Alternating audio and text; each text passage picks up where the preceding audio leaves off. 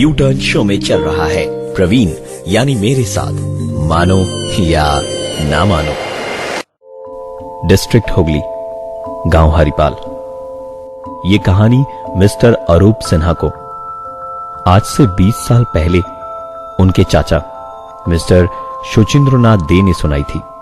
ये कहानी हमें अरूप सिन्हा ने ईमेल के द्वारा बताई, और अगर मेरी बातों पर विश्वास हो तो सच मानिएगा, इस कहानी को पढ़ते वक्त मेरे खुद के रोंगटे खड़े हो चुके थे।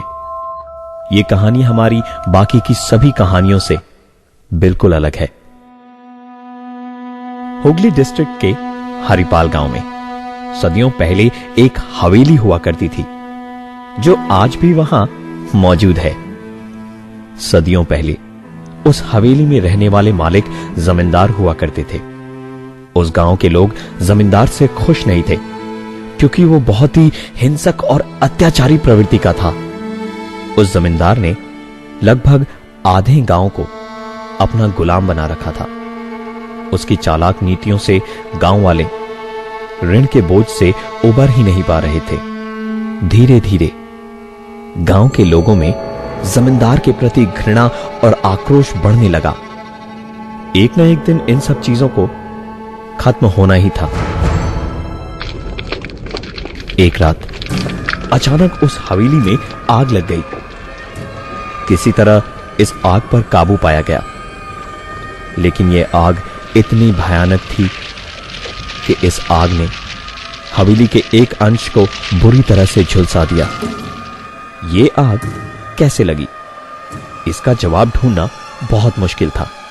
शायद ये आग घर में हुई किसी घटना से लगी, या फिर शायद इस आग का संबंध गांव वालों के मन में जमींदार के प्रति बढ़ती हुई नफरत का नतीजा था। इसका कारण स्पष्ट नहीं था, पर जमींदार को लगा कि ये गांव वालों का ही रचा हुआ षड्यंत्र है।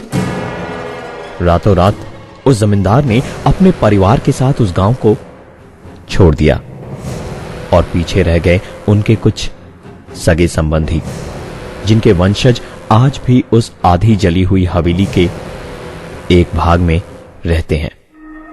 अब तक की कहानी शायद सुनने में ऐसी लग रही हो जैसे इतिहास के पन्नों से निकाली गई हो, लेकिन सदियों पहले हुई इस हवेली में हुए अत्याचारों की घटना पिछले कुछ सालों तक चीख चीख कर अपनी सच्चाई बयां कर रही थी। सिक्के के दो पहलू की तरह इस हवेली का एक हिस्सा बिल्कुल वीराना, तो दूसरा लोगों की चहल पहल के साथ कई राज दबाए अस्तित्व में आज भी खड़ा है। दिन के समय तो बच्चे उस हवेली के जले हुए अंश में खेलने चले जाते, लेकिन शाम के बाद जैसे जैसे अंधेरे का साया बढ़ता, हवेली का ये जला हुआ हिस्सा किसी रूहानी ताकत का बसेरा लगता था। इस हवेली को लेकर गांव वाले तरह तरह की बातें करते और अफवाहें फैलाते, लेकिन हकीकत में ऐसा कुछ नहीं था, सिवाय एक अजीब बात के। इस हवेली में रहने वाले लोग कभी कभी जब देखरेख करने के सिलसिले से हवेली के जले हुए हिस्से में जाते, तो फर्श पर एक अजीब सी चीज देखते। जमीन पर मानो किसी ने सफेद पाउडर से लिख रखा हो, मुक्ति चाय राजा। पहली बार जब हवेली में रहने वालों ने इस चीज को देखा, तो उन्होंने इसे वहां खेलने आने वाले गांव के बच्चों की शरारत समझ अनदेखा सा कर दिया। धीरे धीरे ये लिखावट आए दिन उनकी नजर में पड़ने लगी, कभी जली हुई हवेली के छत पर, तो कभी हवेली के अंदर, और कभी कभी दरवाजे के ठीक सामने।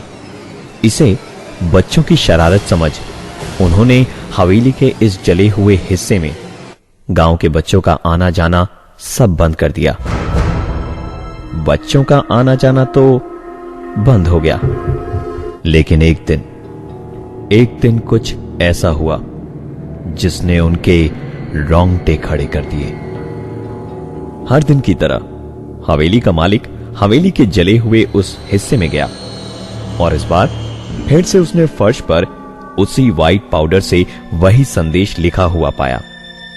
उन्होंने हवेली के नौकर को बुलाकर उसे साफ करवाया।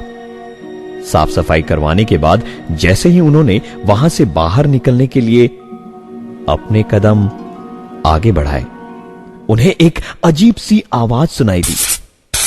उन्होंने अपने दाएं बाएं सब तरफ नजर दौड़ाई और फिर इसे अपना वहम मान आगे की ओर कदम बढ़ाए। जैसे ही उन्होंने अपने कदम आगे बढ़ाए, उन्हें वही आवाज एक बार फिर से सुनाई दी।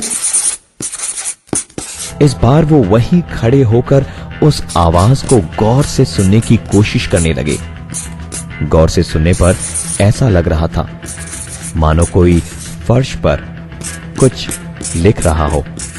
उन्होंने तुरंत अपनी नजरें पीछे की ओर घुमाई और पाया कि उसी फर्श पर एक बार फिर से वही संदेश लिखा हुआ था, लेकिन इस बार उस संदेश से जुड़ी हुई थी सफेद पाउडर की एक लंबी सी लकीर, जो उस हवेली के एक बंद दरवाजे तक जा रही थी। कोई ना कोई तो जरूर था जो शायद अपने संदेशों के माध्यम से कुछ कहना चाहता था और आज हवेली के एक बंद कमरे की ओर इशारा कर एक बहुत बड़े राज से पर्दा उठाना चाहता था।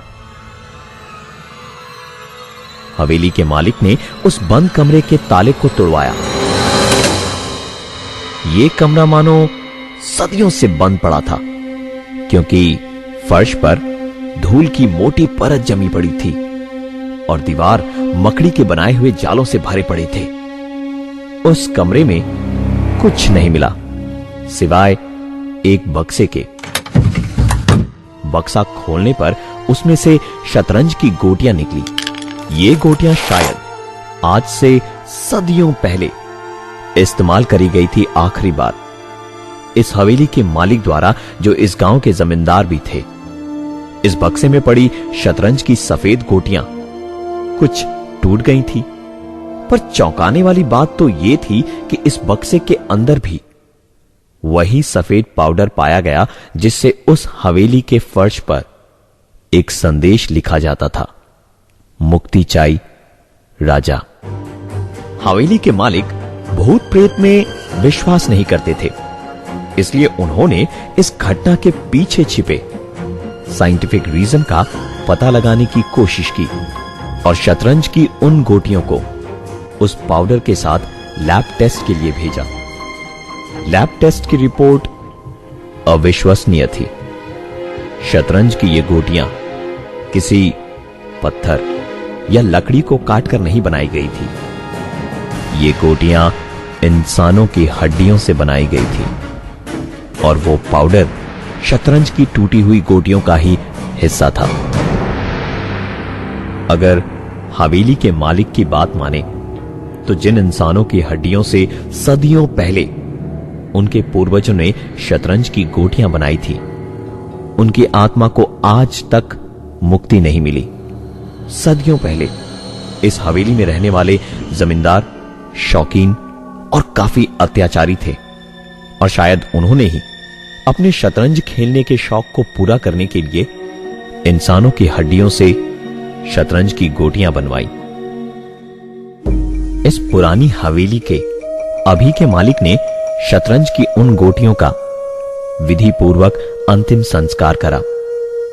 हवेली के अभी के मालिक की बातों को अगर हम मन घड़त भी माने तो आपको एक हकीकत बता दें कि उन गोटियों के विधि पूर्वक अंतिम संस्कार के बाद उस संदेश का बार बार फर्श पर लिखा होना बंद हो चुका है। शायद उस आत्मा को मुक्ति मिल चुकी थी। मानो या ना मानो।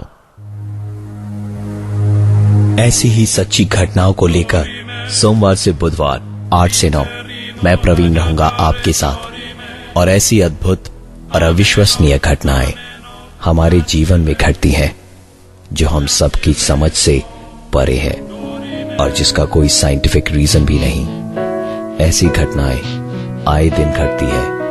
मानो या ना मानो।